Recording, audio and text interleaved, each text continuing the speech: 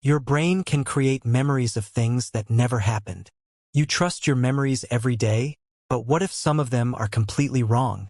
Your memory is not like a video camera recording everything perfectly. Instead, your brain rebuilds memories every time you remember something.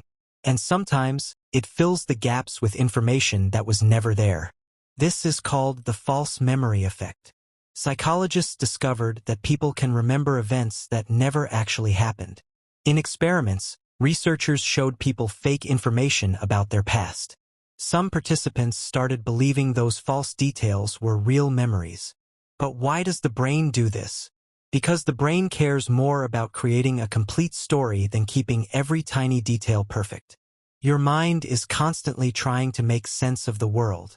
That ability helps you survive, but it can also trick you. Even your strongest memories may not be as accurate as you think. Two people can experience the same event and remember it differently.